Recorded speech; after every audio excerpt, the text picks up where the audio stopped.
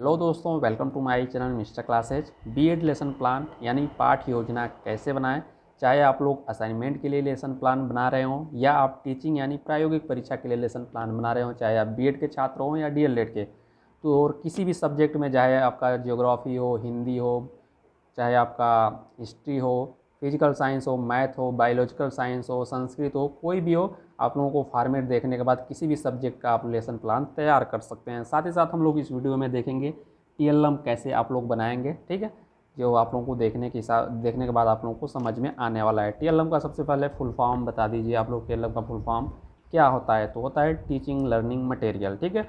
और lesson plan यानी पाठ योजना बनाते समय किन किन जो है बातों को आप लोगों को ध्यान में रखकर बनाना रहता है। तो चलिए हम लोग शुरुआत कर लेते हैं। वीडियो में आप लोग लास्ट तक बने रहें। चैनल पे अगर आप लोग नए होंगे, चैनल को सब्सक्राइब कर लीजिएगा। और चलिए हम लोग शुरुआत कर लेते हैं। तो यहाँ पे आप लोग देख सकते हैं, ये है आपका प्रायोगिक परीक्षा पाठ योजना पुस्तिका, जो आप लोगों को लेसन प्लान इसमें लिखना रहता है, ठीक है। यहाँ पे देखेंगे हम लोग, जो आप यहाँ पे देख सकते हैं टीएलएम। टीएलएम जो आप लोगों को अच्छे से नहीं दिखाई दे रहा होगा, तो मैं आप लोगों को फुल रोटेट करके दिखा दे रहा हूँ। तो यहाँ पे देख सकते हैं, ये आपका टीएलएम है, ठीक है। ये आपका टीएलएम है, देख सकते हैं, जो आपका ये सौर मंडल है। अब चलिए आप लोगों को दिखा देता हूँ कैसे आप लोगों को शुरुआत करनी है। तो इसके बाद टीएलएम को और समझेंगे हम बाद में। यहाँ पे देख सकते हैं, लास्ट तक बने रहेंगे तभी आप लोग समझ पाएंगे। यहाँ पे देखेंगे आप पाठ योजना, जो आपका लेसन प्लान है। सबसे पहले तो आप विद्यालय का नाम लिखेंगे, जहाँ पे भी आप लोगों को इंटर्नशिप हुई होगी, जहाँ पे आप लोगों ने 1.5-2 महीने जो भी इंटर्नशिप किया होगा, जिस भी कॉलेज में पढ़ाया होगा, ठीक है। तो यहाँ पे विद्यालय का जो आप यहाँ पे नाम लिखेंगे। फिर उसके बाद आप नीचे आएंगे तो सबसे पहले आप लोगों को यहाँ पे दिनांक लिखना होगा। दिनांक के बाद यहाँ पे क्लास, जिस भी क्लास में आप लोग 6वीं 7वीं 8वीं 9वीं जिस भी क्लास में आप लोग जो है इंटर्नशिप चले हुए, जिस भी क्लास में आप लोग पढ़ाए होंगे, ठीक है। उसके बाद आपका जो है विषय यहाँ पे लिखेंगे। फिर उसके बाद आपका क्लास यानी कौन घंटी जो आपकी रहेगी, पहली दूसरी तीसरी चौथी जो भी आपकी घंटी रही होगी, तो यहाँ पे घंटी लिखेंगे यानी क्लास लिखेंगे। अवधि की बात की जाए तो लेसन प्लान आपका 36 मिनट, यानी ये आपका लेसन प्लान जो है आपका बृहद लेसन प्लान यानी मैक्रो है। एक होता है माइक्रो, जो आपका सूक्ष्म शिक्षण योजना, सूक्ष्म शिक्षण होता है, जिसका आपका टाइमिंग होता है 5 से 6 मिनट। ये आपका बृहद है, इसमें आपके 36 मिनट होते हैं। और यहाँ पे देख सकते हैं, ये है आपका प्रकरण। प्रकरण जो आपका इसमें देखेंगे सौरमंडल, इसके बारे में हम लोग, प्रकरण के बारे में हम लोग समझेंगे, ठीक है। यहाँ पे बात करते हैं सबसे पहले सामान्य उद्देश्य की। सामान्य उद्देश्य आप लोग देख सकते हैं कि बच्चों को जो है सामान्य उद्देश्य समझाने के क्या है, यानी बच्चों में भूगोल विषय के जो है प्रति रुचि जागृत करना, ठीक है। और यहाँ पे देखेंगे छात्र छात्राओं के तार्किक व मानसिक शक्तियों का विकास करना। छात्र छात्राओं उनकी निवास से संबंधित जानकारी उपलब्ध कराना, यानी जो कहाँ पे आप लोग रहते हैं, कैसे रहते हैं, ठीक है, पृथ्वी के बारे में जानकारी उपलब्ध कराना। छात्रों को विश्व के विभिन्न देशों के भौगोलिक एवं सामाजिक पर्यावरण को समझने योग्य बनाना। फिर उसके बाद यहाँ पे देखें छात्रों में भौगोलिक नागरिकता के गुणों का विकास करना और छात्र छात्राओं में प्राथमिक स्तर पर प्राप्त ज्ञान को सुव्यवस्थित करना। तो ये आपका सामान्य उद्देश्य हो जाएगा। इसके आगे देखेंगे जो आपका विशिष्ट उद्देश्य। विशिष्ट उद्देश्य में आप लोग 3 लिखेंगे, किसी भी आपका कोई भी सब्जेक्ट हो। एक लिखेंगे ज्ञानात्मक उद्देश्य, दूसरा आपका बोधात्मक उद्देश्य, तीसरा आपका अनुप्रयोगात्मक उद्देश्य।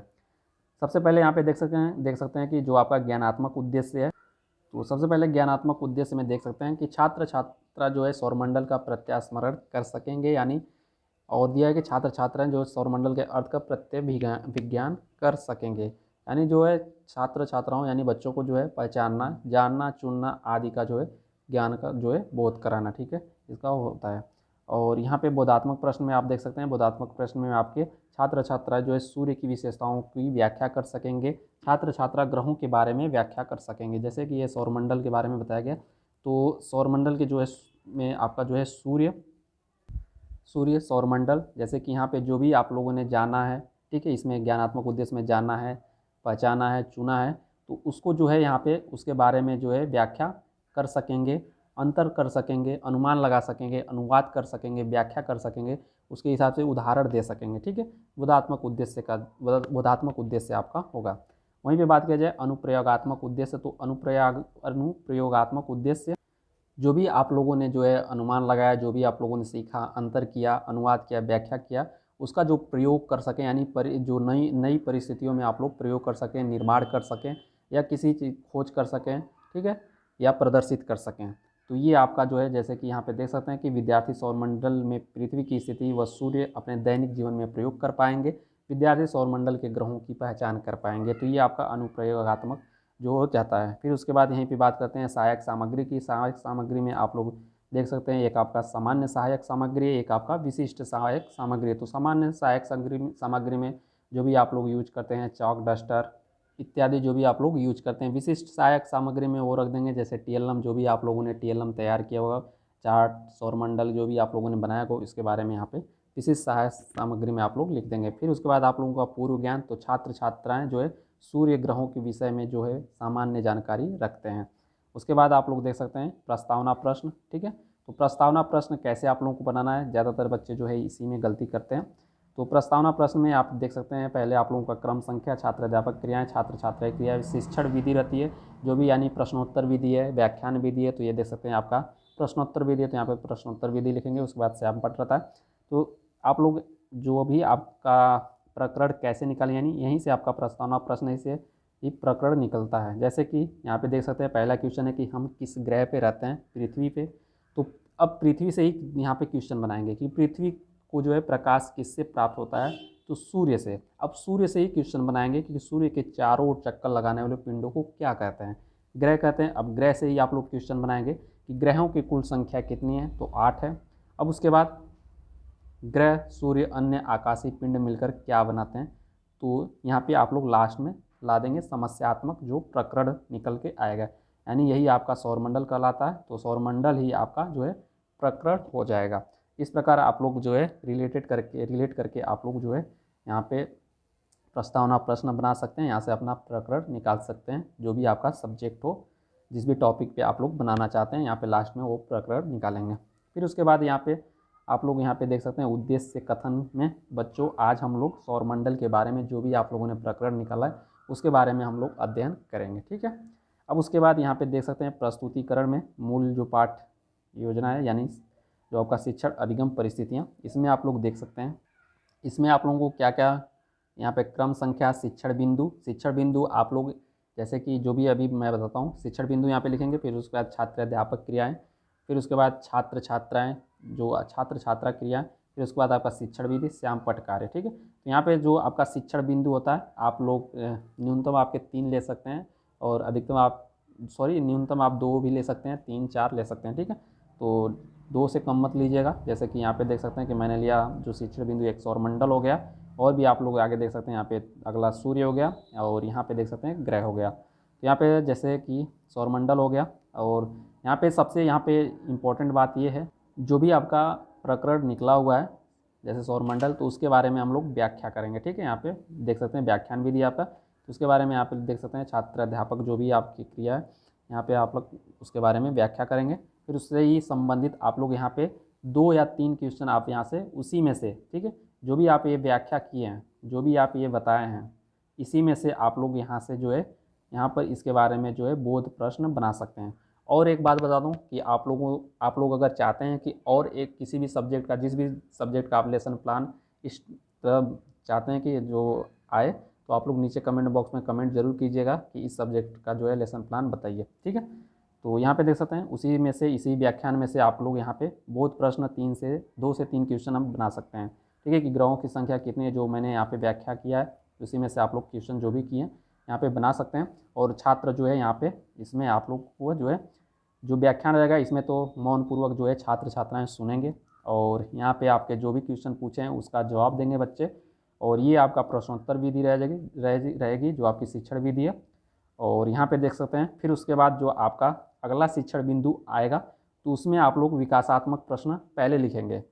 यहाँ पे जो आपका पहला जो आपका शिक्षण बिंदु लिखेंगे, इसमें विकासात्मक प्रश्न नहीं लिखेंगे, क्योंकि इसके पहले आप लोगों का प्रकरण निकला हुआ है। जो आपका प्रस्तावना प्रश्न है ये आपका समझ लीजिए कि विकासात्मक प्रश्न ही है। ठीक है, अब इसके बाद जो आपका अगला जो शिक्षण बिंदु, यानी सूर्य सूर्य के बारे में लिखना चाहते हैं, तो सूर्य के बारे में यहाँ पे आप लोग समस्यात्मक यहाँ पे बनाना पड़ेगा। जैसे कि यहाँ पे देख सकते हैं कि प्रश्न हम विकासात्मक प्रश्न में पहले क्वेश्चन से लेंगे कि पृथ्वी क्या है, तो पृथ्वी एक ग्रह है। अब ग्रह से ही लेंगे कि वह कौन सा ग्रह है जिस पर जीवन है, तो पृथ्वी।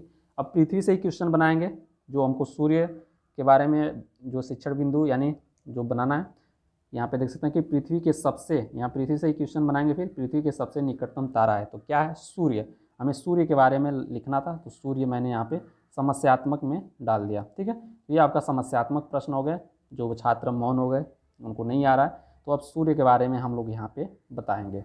अब सूर्य के बारे में यहाँ पे जो भी है आप लोग, जो भी टॉप आपका शिक्षण बिंदु निकल कर आएगा, ठीक है, शिक्षण बिंदु आप लोग यहाँ पे उसके बारे में लिखेंगे।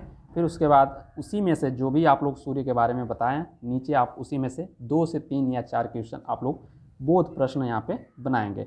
जैसे इसी में से मैंने सूर्य के बारे में बताया, अब सूर्य से ही क्वेश्चन में सूर्य क्या है, तो एक तारा है, छात्र छात्राएं जो है जवाब देगी। ग्रह किसका चक्कर लगाते हैं, तो सूर्य का। यहाँ पे 2-3 क्वेश्चन आप लोग बना सकते हैं, ये आपकी प्रश्नोत्तर विधि हो जाएगी। अभी मैं श्यामपट्ट के बारे में आगे में बताऊँगा। ठीक है, अब यहाँ से फिर मेरा तो यहाँ पे देख सकते हैं 2 शिक्षण बिंदु हो गया। अब तीसरा जो शिक्षण बिंदु लिखना चाहता हूँ, फिर उसके बाद विकासात्मक प्रश्न आप लोग लाएंगे। विकासात्मक प्रश्न जैसे कि पृथ्वी के सबसे निकटतम तारा कौन सा है, तो हमें ग्रह लाना है। तो यहाँ पे देख सकते हैं पृथ्वी के सबसे निकटतम तारा कौन सा है, तो सूर्य है। अब सूर्य से ही क्वेश्चन बनाएंगे कि सूर्य के चारों ओर चक्कर कौन लगाता है, तो ग्रह लगाता है। अब ग्रह आ गया, तो सूर्य के चारों ओर चक्कर लगाने वाले 8 ग्रहों का वर्णन करें। यह आपका समस्यात्मक हो गया। अब ग्रह के बारे में यहाँ पे हम लोग जो है व्याख्या करेंगे और छात्र छात्राएं ध्यानपूर्वक सुनने वाले हैं। ठीक है, तो यहाँ पे ग्रहों के बारे में व्याख्या कर दिया और ये आपका व्याख्यान विधि हो गया। यहाँ पे ये आपका व्याख्यान विधि हो गया।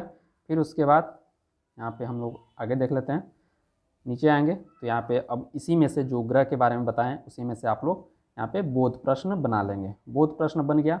अब उसके बाद ये आपके प्रश्नोत्तर विधि हो गई। फिर उसके बाद आप लोग नीचे यहाँ पे देख सकते हैं एक पेज पे लिख देंगे जो भी आप लोग श्यामपट्ट कार्य आपका होगा, यानी श्यामपट्ट सारांश। एक पेज पे ब्लैक जो आपका श्यामपट्ट होता है आप लोगों को मार्केट में मिलता है, इसमें आपको लगा के इस पर आप लोग श्यामपट्ट कार्य यहाँ पे लिख सकते हैं, ये पे देख सकते हैं। फिर उसके बाद यहाँ पे आपका निरीक्षण कार्य। निरीक्षण कार्य में छात्र अध्यापक छात्रों को जो है श्यामपट्ट पर लिखित शब्दार्थों को अपनी जो है अभ्यास पुस्तिकाओं पर लिखने का आदेश देकर स्वयं घूमकर जो है निरीक्षण करेंगे। फिर उसके बाद आपका पुनरावृत्ति प्रश्न आता है, तो पुनरावृत्ति आप लोग प्रश्न बनाएंगे उसी में से जो भी आप लोगों ने पढ़ाया। यहाँ पे आप लोगों को पुनरावृत्ति 5 क्वेश्चन बना देंगे। फिर उसके बाद आप लोगों को जो है छात्रों को जो है घर के कार्य के लिए यानी गृह कार्य देंगे। तो गृह कार्य में आप लोग जो है गृह कार्य में आप लोग ऐसा क्वेश्चन देंगे मिक्स करके, जैसे कि आप लोग सबसे पहले आप लोग विस्तृत क्वेश्चन देंगे यानी दीर्घ उत्तरीय प्रश्न होता है। फिर उसके बाद आपको जो है खाली स्थान वाला यहाँ पे जो भरने को देंगे। यहाँ पे देख सकते हैं खाली स्थान वाला, कि यहाँ पे देख सकते हैं कि खाली स्थान पृथ्वी के सबसे करीब है। खाली स्थान सूर्य के जो है सूर्य से तीसरा सबसे नज़दीक ग्रह, यानी जो आपका सूर्य से तीसरा नज़दीक ग्रह होगा यहाँ पे खाली स्थान पे वहाँ पे आपका आंसर रहेगा। इसी प्रकार आप लोग जो है बहुविकल्पी क्वेश्चन यहाँ पे आप लोग सही उत्तर चिन्हित करें। यहाँ पे बहुविकल्पी क्वेश्चन बनाएं, यानी हर टाइप के क्वेश्चन आप लोग गृह कार्य में देंगे कि बच्चे थोड़ा घर पे जो है व्यस्त रहें।